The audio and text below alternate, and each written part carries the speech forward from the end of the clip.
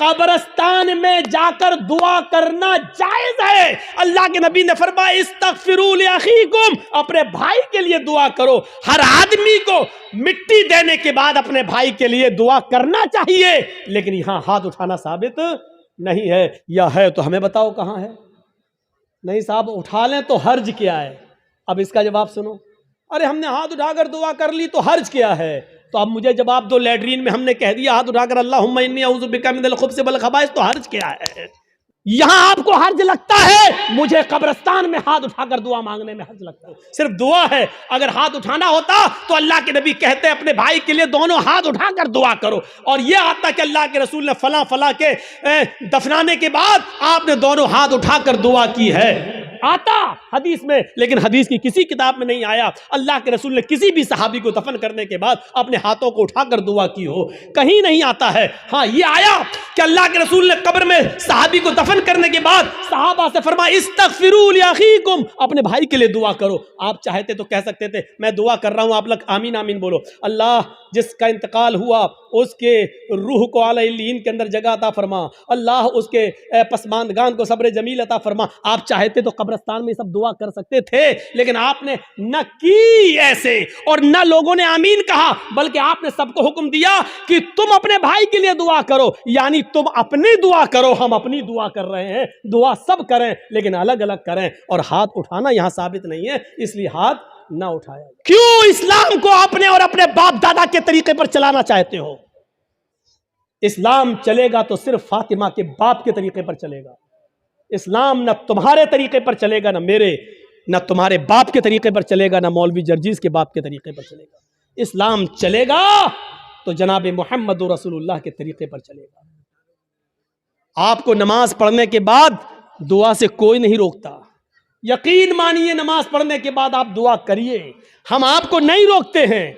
अच्छा अमल है नमाज पढ़ना, और नमाज के बाद दुआ मांगना अच्छा अमल है। मांगिए मांगिए, मना नहीं किया जा रहा है, लेकिन यहां अल्लाह के रसूल से हाथ उठाकर दुआ मांगना, और नबी के हाथ उठाने के बाद सहाबा का हाथ उठाना, और नबी का हाथ चेहरे पर फेर कर पहनना, और उसके बाद सहाबा का भी हाथ चेहरे पर फेर लेना, नबी का दुआ मांगना और सहाबा का उस दुआ पर आमीन आमीन कहना, यहां नमाज के बाद साबित नहीं है। इसलिए आपको भी ऐसा नहीं करना है। अकेले आप जितनी लंबी दुआ मांगना चाहे मांगे।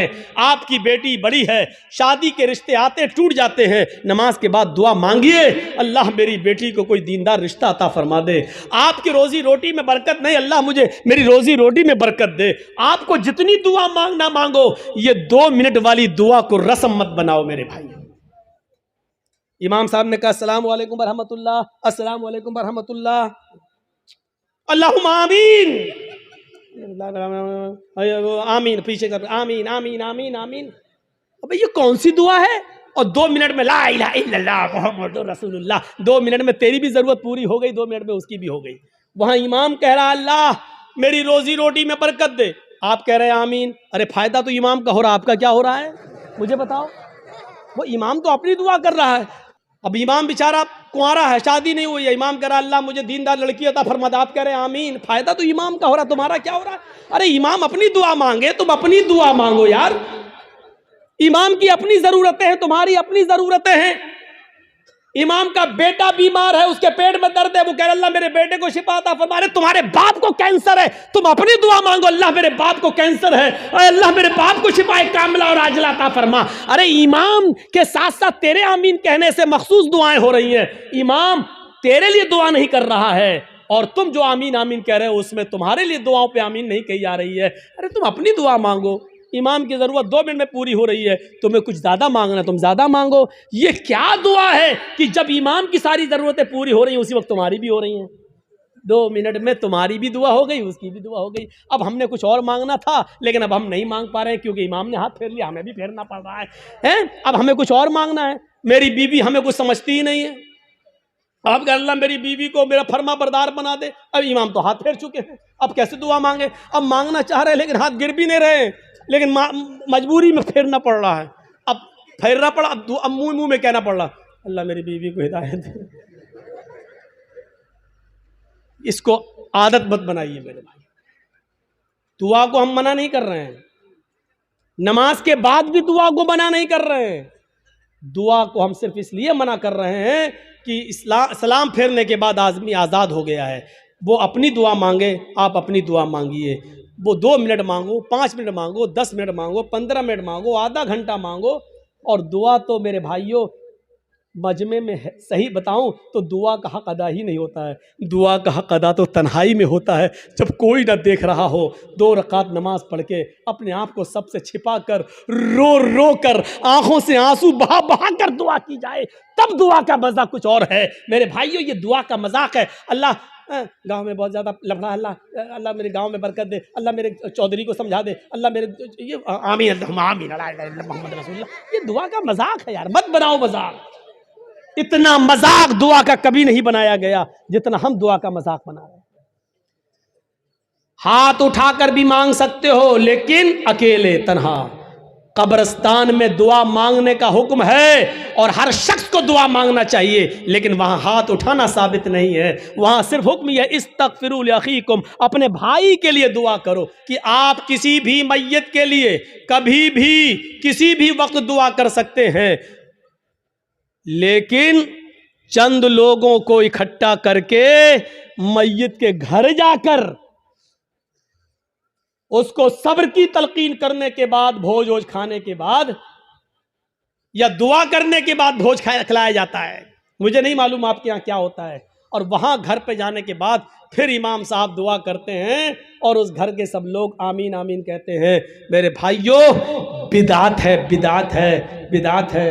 इस बुरी रस्म को बंद करिए, इस नौटंकी को बंद कीजिए। मैं इसको नौटंकी कहता हूं। इस नौटंकी को बंद कीजिए, दुआ आप कीजिए। अरे बीवी अगर शौहर मर गया है तो बीवी शौहर के लिए दुआ करे, बाप मर गया तो बेटा शौहर अपने बाप के लिए दुआ करे। अरे सदका जारिया सबसे बेहतर यही है कि बेटा अपने बाप को अपनी दुआओं में याद रखे, कुछ दुआएं अपने लिए मांगे, फिर कहे अल्लाह मेरे वालिद को की कब्र को नूर से भर दे, अल्लाह मेरे वालिद की मग़फ़िरत फरमा, अल्लाह मेरे माँ बाप के गुनाह को की बख्शिश फरमा, अल्लाह उनकी लग़्ज़िशों को माफ़ फरमा दे, अल्लाह तो उनको जन्नतुल फिरदौस में जगह अता फरमा। ये है दुआ। बीवी शौहर के लिए दुआ करे, बेटा बाप के लिए करे, बाप बेटे के लिए करे, भाई बहन के लिए करे, बहन भाई के लिए करे। किसने मना किया है?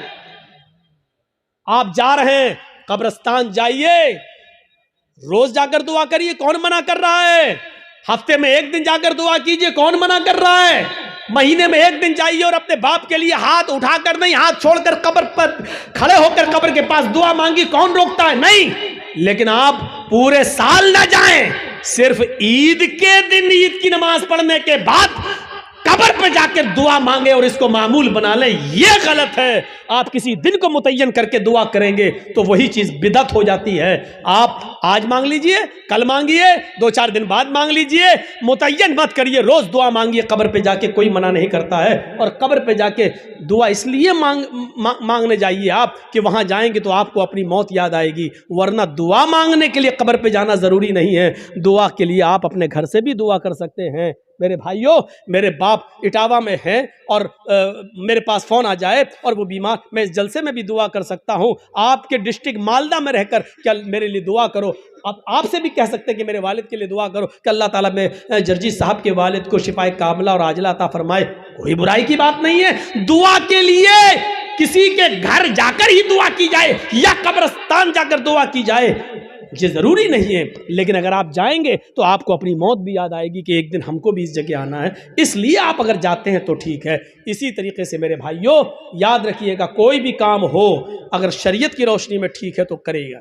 बहुत से लोग क्या करते हैं, बेटे का खतना हो रहा है, खाना दावत कहते हैं, साहब हाँ आज दावत है आपकी। किस बात की दावत? बच्चे का खतना करा रहे हैं। याद रखना, इस्लाम के अंदर सिर्फ 2 ही खाने को जायज करार दिया और उसका हुक्म है, एक वलीमा। शादी के बाद बीवी जब घर पे आए तो उस बीवी के साथ एक रात गुजारने के बाद दूसरे दिन वलीमा करना। बहुत से लोग ये कहते हैं कि बीवी के साथ जब तक मुजामियत या हम बिस्तरी न कर ली जाए वलीमा नहीं। बीवी आ गई, रात आप उसके साथ बैठ गए, 2-4 गुफ्तगू हो गई, बातें हो गई, बस हो गया, उसके बाद सुबह होकर आप वलीमा कर सकते हैं, जायज़ है आपके लिए। अगर सोहबत और हमबिस्तरी हो जाए तो और अच्छी बात है, ठीक है, उसके बाद दुआ करिए और वलीमा करिए। ठीक, एक तो वलीमा सुन्नत है। दूसरी बात सुन लीजिए, लड़की वाले के यहाँ खाने का कोई सबूत नहीं है। जिसको चोर और डाकू बन के जाना हो वो जाए।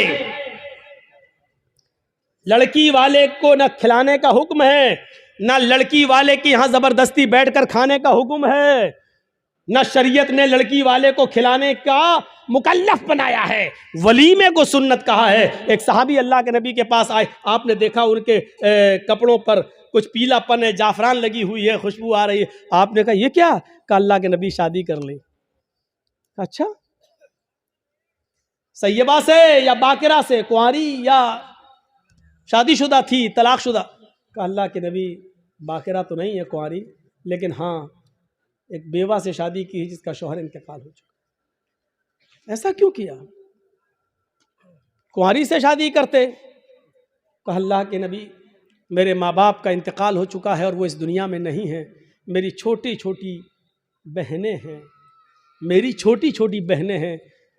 मैंने सोचा कि एक ऐसी औरत से निकाह करूं जिसको बच्चे पालने की महारत हो, तजर्बा हो, ताकि वो मेरी बहनों की अच्छी तरबियत कर सके। इस मकसद से मैंने शादी की। आपने कहा अच्छा कोई बात नहीं, वलीमा किया? कहा नहीं। आपने कहा वलीमा करो। देखिए हुक्म है, औलिम वलो बिशातिन, वलीमा करो। अगर ज़्यादा ताकत नहीं तो एक बकरी ही का करो, लेकिन करो। वलीमा करने से लोगों को पता चल जाएगा कि इसकी शादी हुई है, ये लोग नाजायज़ तरीके से नहीं रह रहे हैं, जायज़ तरीके से रह रहे हैं। वलीमे का हुक्म है, वलीमा करना चाहिए। एक ये खाना, उसका हुक्म मौजूद है। और दूसरा अकीका। अकीके की दो शक्लें होती हैं।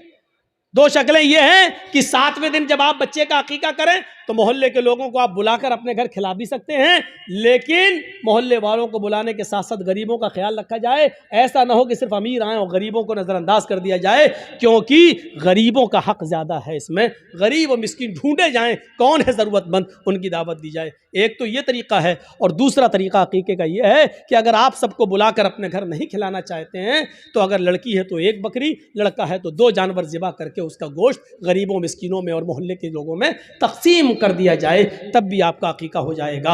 अपने घर खिला भी सकते हैं। ये एक अकीका। अकीके के अलावा, वलीमे के अलावा और कोई खाने का हुक्म और सबूत नहीं है हदीस के अंदर।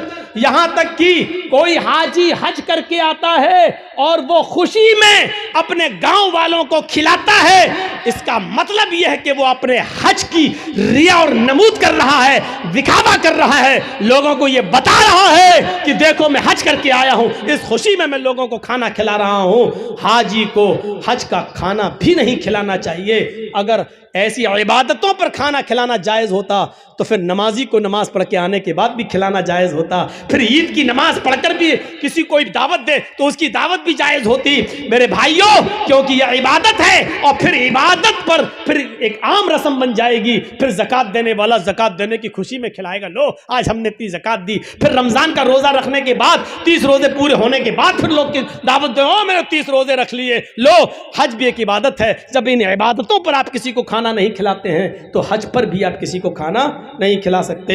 जब हज जैसी इबादत पर खाना नहीं खिला सकते तो फिर खतने का खाना कैसे जायज़ हो सकता है? मेरे प्यारे साथियों, खतने का खाना जायज़ नहीं है, ना खतने की दावत जायज़ है। हाँ, अगर अकीके वाले दिन ही आप बच्चे का खतना कर रहे हैं तो लोगों को अकीके की दावत दीजिए, खतने की दावत मत दीजिए। और ये कहिए कि हमारे यहाँ अकीका हो रहा है, अकीके का खाना खाइए, और मैं खतने का नहीं। खतने की अगर कोई दावत देता है तो आप उस दावत को रिजेक्ट करिए और उस खतने की दावत में आप बच जाइए, क्योंकि खतने की दावत में शिरकत करना जायज़ नहीं है। हम तो अपनी बिदातों को कुर्बान नहीं कर पा रहे हैं, नहीं छोड़ पा रहे हैं। हमारे बाप दादा जो करते चले आ रहे हैं वो हम करते रहे।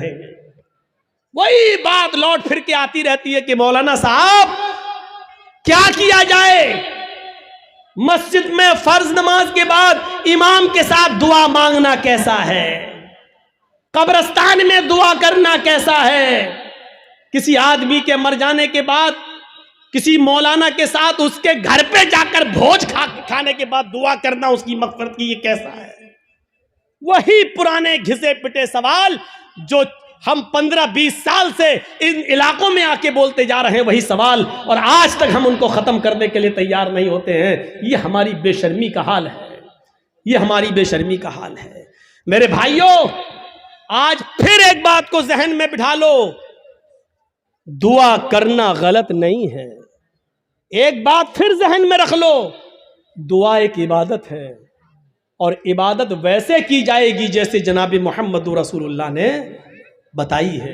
इबादत मोहल्ले के सरदार के तरीके पर नहीं की जाएगी, इबादत मौलवी जर्जीज के तरीके पर नहीं की जाएगी, इबादत मस्जिद के इमाम के तरीके पर नहीं की जाएगी।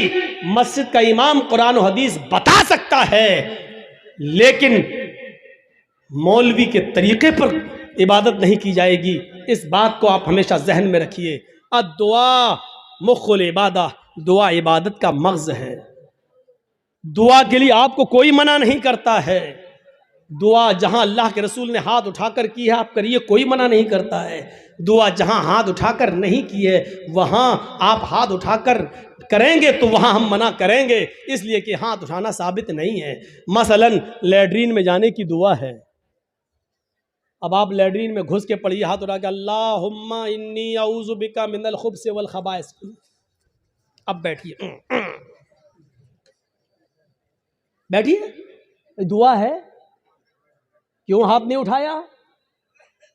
मैं पूछना चाहता हूं उन लोगों से जो मस्जिद में मजबूर करते हैं इमाम को कि हाथ उठाओ, और पब्लिक से कहते हैं हाथ उठाकर दुआ करो। अगर दुआ के लिए हाथ उठाना है तो लैट्रीन में जाने की दुआ है, बताओ क्यों नहीं हाथ उठाते हो?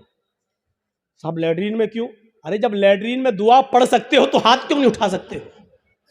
जब लैट्रीन में अल्लाह का नाम ले सकते हो, अल्लाहुम्मा इन्नी अऊज़ु बिका, तो हाथ उठाने में क्या हर्ज है? क्यों नहीं उठाते हो? अब हमारी अकल कह रही है गंदी जगह पर हाथ कैसे उठाएं? अभी अकल ही तो कह रही है ना। तो मैं कह रहा हूं गंदी जगह पर फिर अल्लाह का नाम क्यों ले रहे हो?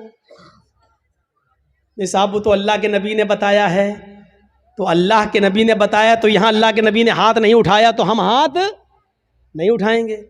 अच्छा, खाना खाओ, क्या दुआ है? बिस्मिल्लाह या बिस्मिल्लाहि व अला बरकतिल्लाह, ये दुआ है खाना खाने की। अब आप खाना बैठो, जर्जी साहब खाना लग गया, बिस्मिल्लाह, अब हम खाएं, या बिस्मिल्लाहि व अला बरकतिल्लाह, अब हम बोलिए। चलो ये तो लैट्रीन नहीं है, ये तो घर है। यहां पर हाथ उठाकर अगर कोई आदमी दुआ करे बिस्मिल्लाह या बिस्मिल्लाह व अला बरकतिल्लाह, तब खाना खाए, कैसा लगेगा आपको? क्यों नहीं उठाते हो? ये भी तो दुआ ही है। साहब अल्लाह के नबी ने नहीं उठाए इसलिए हम नहीं उठाए। आ गई ना बात वही, जहां नबी ने उठाया वहां उठाओ। हम भी तो यही कह रहे हैं, जहां नबी ने नहीं उठाया वहां मत उठाओ। हम भी तो आपसे यही कह रहे हैं। अच्छा, वुजू बनाया, क्या दुआ पढ़ते हो? बिस्मिल्लाह। वुजू के बाद क्या दुआ पढ़ते हो? अशहदु अल्ला इलाहा इल्लल्लाह व अशहदु अन्ना मुहम्मदन अब्दुहु व रसूलुहु अल्लाहुम्मा जअलनी मिनत तव्वाबीन व जअलनी मिनल मुतत्तहिरीन, यही दुआ तो पढ़ते हो। अच्छा, वुजू बनाने के बाद किसी को देखा, पैर धुलने के बाद आया हो, किबले की तरफ मुंह करके अशहदु अल्ला इलाहा इल्लल्लाह वहदहु ला शरीका लहु व अशहदु अन्ना मुहम्मदन अब्दुहु व रसूलुहु अल्लाहुम्मा जअलनी मिनत तव्वाबीन व जअलनी मिनल मुतत्तहिरीन। मैं पूछना चाहता हूं क्यों नहीं हाथ उठाते हो? यहां वुजू के बाद की दुआ है, हाथ उठाना साबित नहीं है। अजान के बाद की दुआ है, अल्लाहुम्मा रब्बा हाज़िहि दावति ताम्मा व सलातिल काइमा आति मुहम्मदनिल वसीला वल फजीला, लेकिन हाथ उठाना साबित नहीं है। चांद देखकर दुआ मांगना साबित है, चांद देखकर दुआ मांगी जाए, लेकिन हाथ उठाना साबित नहीं है।